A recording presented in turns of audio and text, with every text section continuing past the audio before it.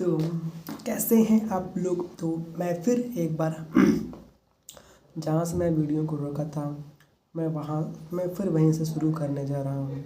पिछले वीडियो लगभग 6 मिनट की शायद है, तो वहाँ से मतलब मैं पूरा नहीं कर पाया था। तो अब ये जो दूसरी वीडियो बना रहा हूँ, यहाँ से मैं किताब जो पढ़ रहा हूँ उसको मैं वहाँ से शुरू करूँगा जहाँ से मैंने पिछले वीडियो में छोड़ा था। ठीक है, तो पेज क्या था 10103 ना।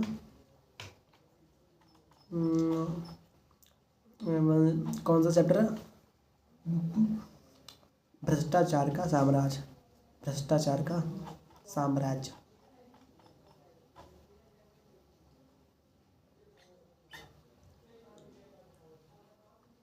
तो भ्रष्टाचार संभवतः भूमि, खनिज, टेलीकॉम, स्पेक्ट्रम या किन्हीं अन्य संपत्तियों से संबंधित परिसंपत्तियों से संबंधित अधिकारों के अनुचित आवंटन को बढ़ावा मिलता है। ऐसी व्यवस्था में जिन व्यक्तियों को नियुक्त किया जाता है वे आमतौर पर वही होते हैं जो सबसे ज़्यादा भ्रष्ट और घूस लेने में अत्यधिक सक्षम होते हैं, न कि इसलिए कि वह आवंटित परिसंपत्तियों का उपयोग करने में सक्षम होते हैं। इस प्रकार संसाधनों का दुरुपयोग होता है और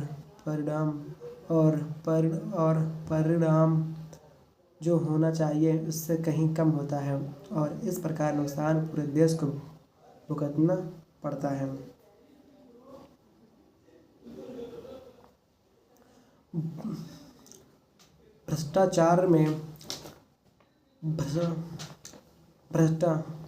भ्रष्टाचार में कमी लाकर न केवल देश का विकास सुनिश्चित किया जा सकता है, बल्कि यह निरंतर विकास की एक अनिवार्य शर्त से कम नहीं है।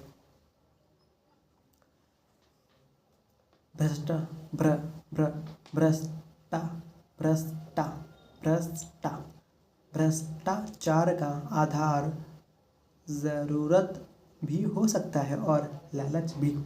बेहतर शासन व्यवस्था से स्पष्ट नीतियों व प्रक्रियाओं में अपनी परियोजनाओं का व्यवसाय के लिए अनापत्ति और मंजूरी लेने व नवीकरण की प्रक्रिया पारदर्शी व सुव्यवस्थित हो जाएगी, जिससे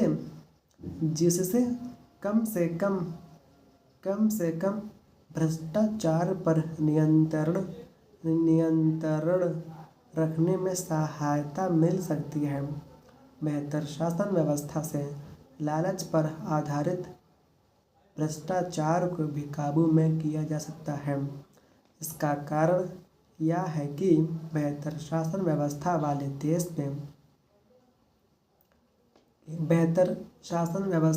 देश में भ्रष्ट लोगों को बहुत ही कारगर ढंग से व शीघ्र दंड दिया जा सकेगा।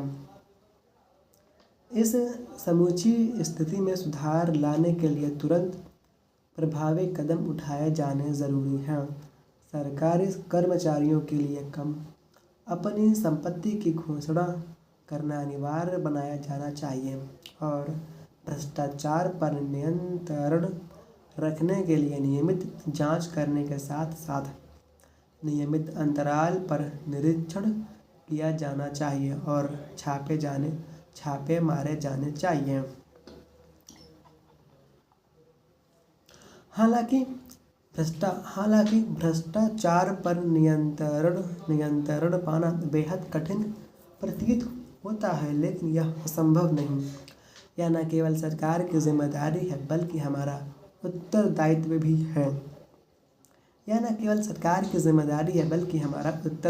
भी है। कई देशों ने व्यवस्था में हर ओर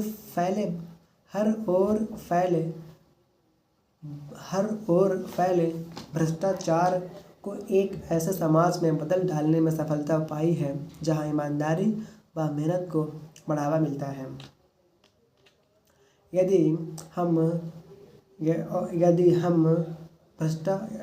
हम भ्रष्टाचार को जड़ से उखाड़ फेंकना चाहते हैं तो हमें मिलकर प्रयास करना चाहिए। इसके लिए हमें कुछ सिद्धांतों का पालन करना चाहिए जिससे कि हम आने वाली पीढ़ियों के लिए एक आदर्श प्रस्तुत कर सकें। हमें भ्रष्टाचार से पूर्णतः मुक्त वातावरण उत्पन्न करने की प्रतिज्ञा लेनी चाहिए। एक मनुष्य के रूप में यह हमारी सबसे बड़ी उपलब्धि होगी। भ्रष्टाचार को खत्म करने की ताकत देश के युवा वर्ग के पास है।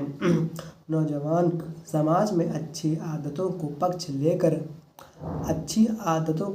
लेकर परिवर्तन ला सकते हैं। यदि प्रत्येक घर में बच्चे अपने माता पिता को दूसरों को घूस देने अथवा घूस स्वीकार करने से रोक सकें तो हमारा समाज शीघ्र ही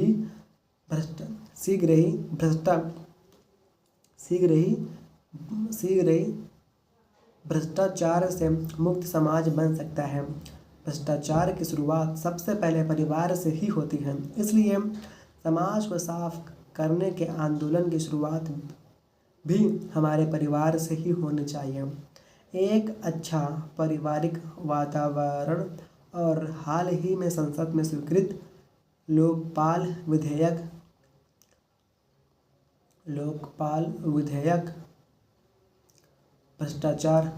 भ्रष्टाचार को जड़ से मिटाने में मददगार साबित होंगे। संयुक्त परिवार का महत्व। अब अगला चैप्टर है जिसका नाम है संयुक्त परिवार का महत्व। सर, अब एक बच्चा जो कि सर से APJ अब्दुल कलाम से सवाल पूछता है, वो अपने बातों में ये बोलता है कि सर, आचार्य महाप्रज्ञ के साथ मिलकर लिखी गई आपकी पुस्तक फैमिली एंड नेशन मैंने पढ़ी। ठीक है, कोई बात नहीं।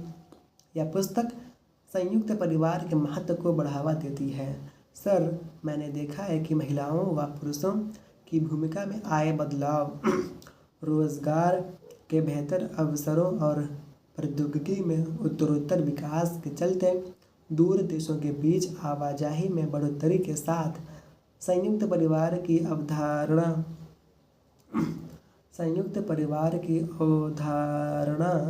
में गिरावट आ रही है। ऐसा प्रतीत होता है कि बड़े परिवारों में एक दूसरे पर निर्भरता की जगह लोगों में स्वतंत्र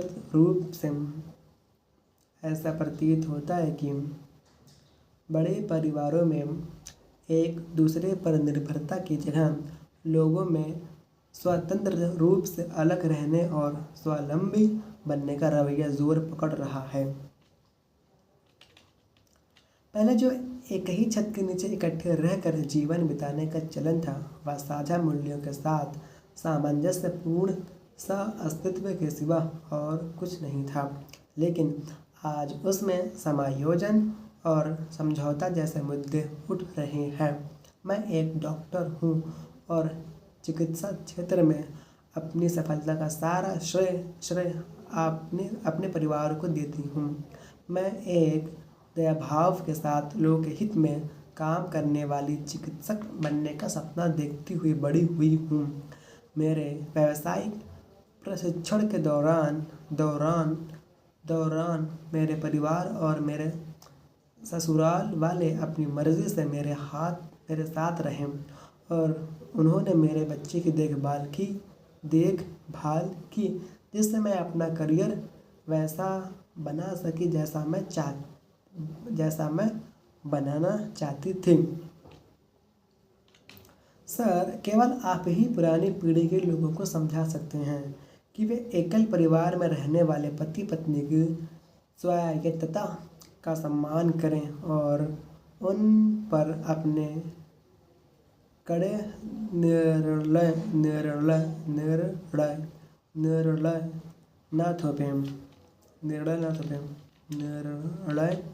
न थोपें जिनके कारण उनके संबंधों में दरार पैदा हो सकती है।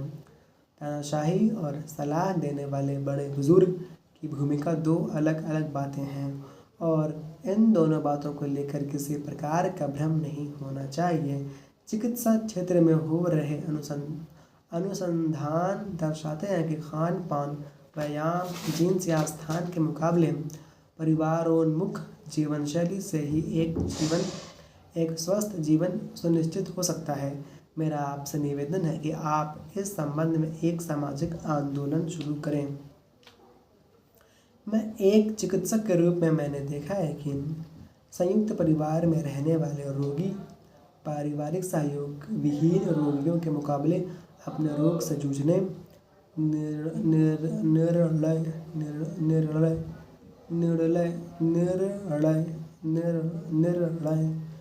लेने की उधेड़ बुन और अंतर्विरोध की स्थितियों का सामना बेहतर ढंग से कर पाते हैं। अपनी शादी को टूटने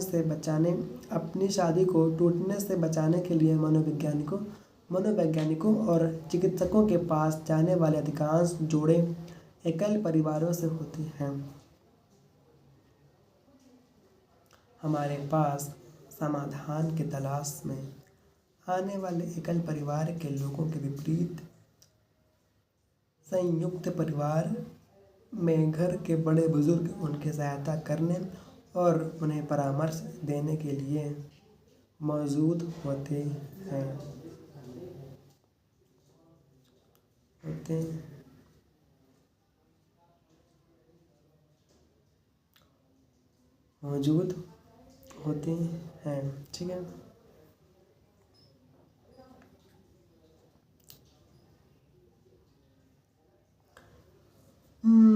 परिवार वह है जिसमें कोई पीछे नहीं छूटता और न ही किसी को बुलाया जाता है।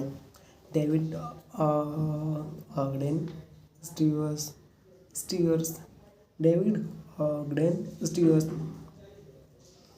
अब तक के समूचे इतिहास में, मतलब कि अब तक के पूरे इतिहास में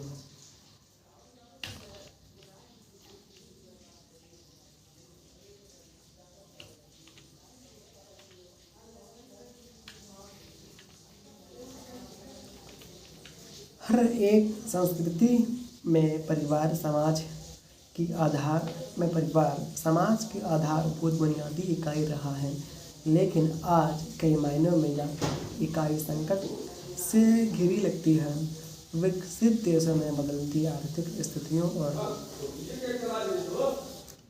और उपयोग के नए ढांचों से ऐसे परिवारों की संख्या में बेतहाशा बढ़ोतरी हुई है जहां पति पत्नी दोनों काम करते हैं। उनके पास अपने बच्चों की देखभाल करने के लिए अपने पारिवारिक जीवन के लिए भी समय नहीं होता।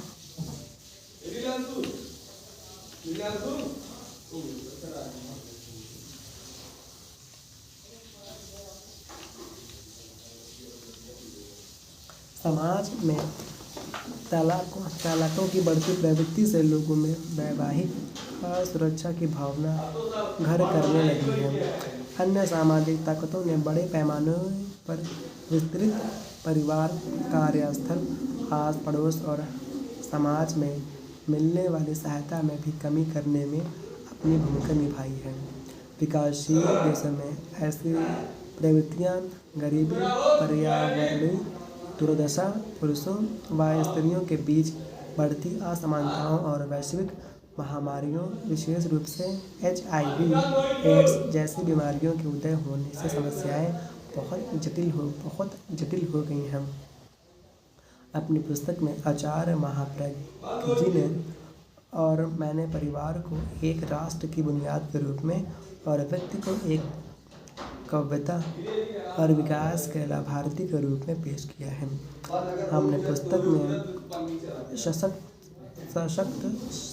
सशक्तिकरण, भागीदारी और किसी काम में सभी लोगों को शामिल करने पर जोर दिया है।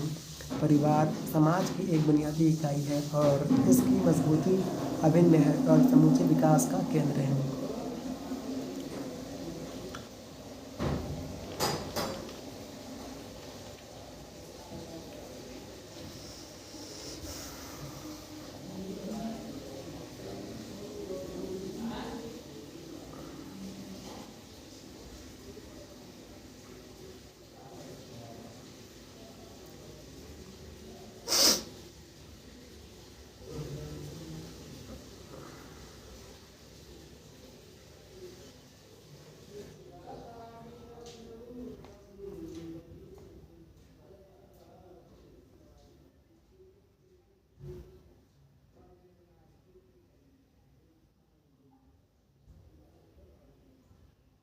मजबूत परिवार सामाजिक व आर्थिक विकास में सुधार लाने के लिए किए गए समग्र प्रयास के केंद्र में होता है।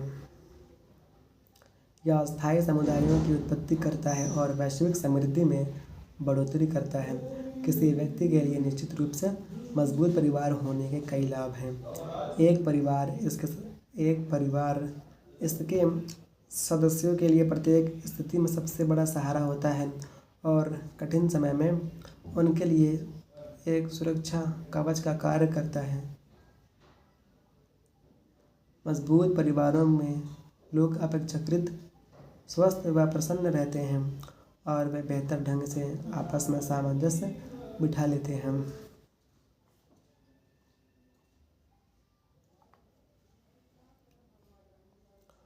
सामाजिक विकास के संदर्भ में देखें तो समूची सभ्यता के सामान्य व समग्र उन्नति में परिवार का महत्व सबसे अधिक है, क्योंकि यह परिवार ही होता है जिसमें नैतिकता के बुनियादी मूल्य जन्म लेते हैं। यह परिवार ही है जिसमें सीखने की क्षमता, आत्मविश्वास और सकारात्मक सामाजिक संवाद की आवश्यक क्षमताएं प्राप्त होती हैं और यह एक मजबूत परिवार का आधार ही होता है कि जिससे व्यक्ति समग्र रूप से समाज को अपना योगदान देने में सक्षम हो पाते हैं।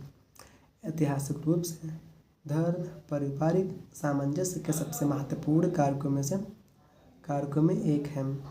विवाह, तलाक, बच्चों के पालन पोषण और उनमें डाले जाने वाले मूल्यों से संबंधित सभी कानून पारंपरिक रूप से धर्म से ही बनते हैं, किंतु आज धर्म व परिवार के मध्य का संबंध संकट में है।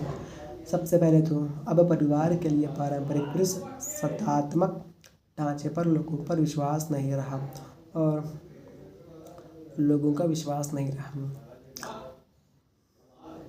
और यह उचित भी है कि महिलाओं के उत्पीड़न, बच्चों के पालन पोषण की कड़ी प्रथाओं और पुरुष शक्ति को बचा कर रखने के पारिवारिक जीवन के इस सांचे को अनुचित व अन्यायपूर्ण माना जाता है। तो अब मैं जो एपीजे अब्दुल कलाम की किताब कि आपका भविष्य आपके हाथ में है, वो उसमें मैंने 111 पेज पढ़ लिए।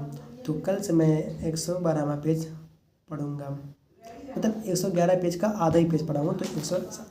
तो 111 पेज के जहाँ से मैं छोड़ा था, 111वें पेज के से जहाँ से मैं छोड़ा था, मैं वहाँ से कल से कंटिन्यू करूँगा।